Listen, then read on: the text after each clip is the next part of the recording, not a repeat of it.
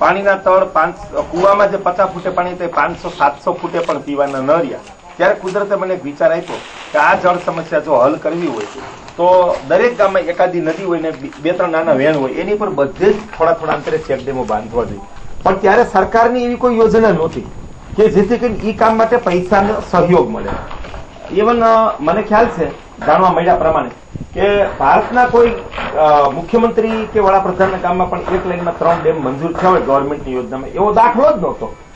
એવી સ્થિતિમાં જામકા ગામ જુનાગઢ જિલ્લામાં ત્યાં અમે 51 ચેકડેમ થાય એવી સંભાવના સાઇટ ઉપર જોઈ અને 51 ચેકડેમ લોકફાળાથી શ્રમદાનથી કે જેમાં સરકારનો સહયોગ ન હોય એવી રીતે બનાવવાનો સંકલ્પ કર્યો. તો એવો સંકલ્પ લેનાર જામકા ભારતનું નહીં પણ વિશ્વનું પ્રથમ ગામ છે. અને ત્યારે કલેક્ટર કે અન્ય અધિકારી વર્ગ મોટા માણસો સંતોને વિશ્વાસ નહોતો કે એક ગામ લોકફાળાથી સરકારી સહાય વગરને શ્રમદાનથી 51 ચેકડેમ બાંધી શકશે. ત્યારે કહેતા કે 1 થી 2 પાસ થાય તો ઘણું છે.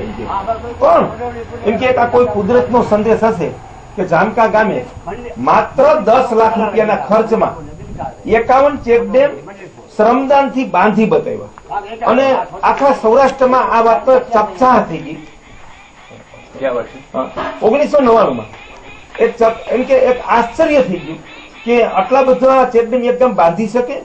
તો અમારી કોઈ ઓળખાણ નહોતી. ત્યારે મેં જળક્રાંતિ સંમેલન બોલાવ્યું 20/11/1999માં. ત્યારે એક 50,000 લોકો સ્વયંભૂ આવ્યા. અમારી પાસે 100 સરનામા નહોતા. 50,000 લોકો સ્વયંભૂ આવ્યા. ગુજરાતના મુખ્યમંત્રી અડધી કેબિનેટને લઈને આવ્યા અને એણે આ જામકા યોજનાની પ્રેરણા લઈને ગુજરાત સરકારે પણ ચેકડેમ યોજના બનાવી.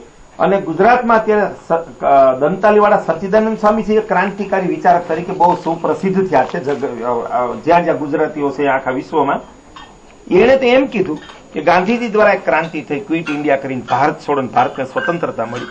શાસ્ત્રીજી દ્વારા 2 ક્રાંતિ આ દેશને મળી, જય જવાન જય કિસાનથી અનાજ અને લશ્કરની ક્રાંતિ. ઔદ્યોગિક ક્રાંતિ એક સમયના પ્રવાહ સાથે આવી, એ 4થી ક્રાંતિ. અને સમગ્ર દેશની આ 5મી ક્રાંતિ એ આ જળ ક્રાંતિ છે કે જેનો દીવો જામકામાંથી પ્રગટ્યો છે. અને એણે શ્રદ્ધા વ્યક્ત કરી કે આ જે જાગૃતિ જામકામાં આવી છે આ જાગૃતિ આખા દેશમાં ફેલાશે. અને આ યોજનાનું પરિણામ પણ એવું આવ્યું કે 14 વર્ષથી અહીં દુષ્કાળ નથી. બિલકુલ ક્યારેય કોઈને ગાય છોડી મૂકવી નથી પડી, બળદ છોડી મૂકવા નથી પડ્યા. આ વર્ષે દુષ્કાળ છે છતાં દરેક ચોમાસુ મગફળી જે ખેડૂતોએ આગોતરા ઓરવી વાવી દીધેલી એનું ઉત્પાદન ખૂબ સારું, એકરે લગભગ 50 થી 70 મણ. જયારે બિયારણ નથી થયું સૌરાષ્ટ્રમાં ત્યારે જામકામાં ચોમાસું મગફળી એટલી પાકી એટલે ચારો અને ઉત્પાદન મળ્યું. અને અત્યારે 2-4 એકરોમાં દરેક વાડીમાં પિયત છે એટલે ખેડૂતો ગૌવંશ પશુધન બધું લભી જાય એટલું તો સ્થિતિ જળવાયેલી છે. અને આના મૂળમાં આ ચેકડેમ યોજના છે. એટલે આવી યોજના રાજ્યના અને દેશના દરેક ગામમાં બને ને તો સંપૂર્ણ દુષ્કાળથી આપણે આખા ભારતને ઉગાડી શકીએ. આ યોજનાથી અત્યારે આખા તાલુકા અને જિલ્લાની જે અછતની મિટિંગોમાં ખાસ કરીને જઈએ છીએ તો લગભગ ત્યાં એક જ ધડબડાટીને માથાકૂટ હાલે કે પાણી આપો, પાઇપલાઇન આપો, ટાંકા આપો.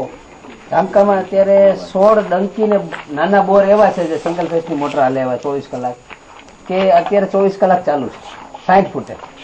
હજી 3 કુવા એવા હયાત છે કે એમાં જે 5-6 ની મોટર છે ને અછૂટ હાલે એમ ખેતીવાડીના પિયત માટે. બોરના પાણી પણ ખૂબ છે અને સારા વર્ષે જે ગામમાં પાણી વિતરણ જે થતું હોય છે એ પાણી વિતરણ આજે અમે રોજે કોઈ પણ સમસ્યા વગર કે કોઈ ઘરે કોઈને ખબર પડે કે દુષ્કાળ છે એવી સ્થિતિ જામકાના કોઈ લોકોને ખબર નથી. એના મૂળમાં મનસુખભાઈ ને એમને જે આખી ચેકડેમ યોજના બનાવી એ એમને આભારી છે. અને લોકો, મારું નામ પરસોત્તમભાઈ સિદ્ધપરા, સરપંચ છું જામકા. અને આ ચેકડેમ યોજનાથી આજે આ લીલી હરિયાળી તમે જોવો છો તો એ ચેકડેમને જ આભારી છે. પેલા અમને ખબર નહોતી કે આવું આ થઈ શકે. મનસુખભાઈ એ જે 1999માં જે બોલ્યા હતા એની ટેપ કરેલ કદાચ કોઈને યાદ હોય તો એ જેટલું બોલ્યા હતા ને એટલું આજે થયું છે. એ શરૂઆતમાં આવ્યા ત્યારે એમ કીધું કે અહીંયા ક્રાંતિ થશે, વિદેશના લોકો આવશે, મુખ્યમંત્રી આવશે, ત્યારે લોકો આમ ગ્રામ્ય સ્થિતિમાં ખબર ન હોય કે આવું થશે. પણ એ જેટલું બોલ્યા એનાથી અનેક ઘણું વિશેષ અહીંયા કાર્ય થયું છે. એ ગાયો, ચેકડેમ એ બધું એમને આભારી છે. થોડું તમારું નામ સાથે.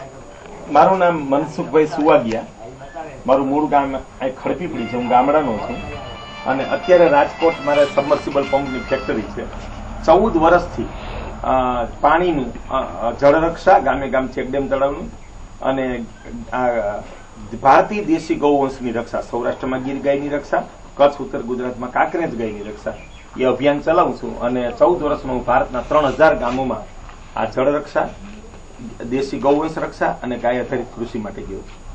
અને આમાં જે ડાયમંડ બચનો કંઈક તમને સહયોગ મળ્યો?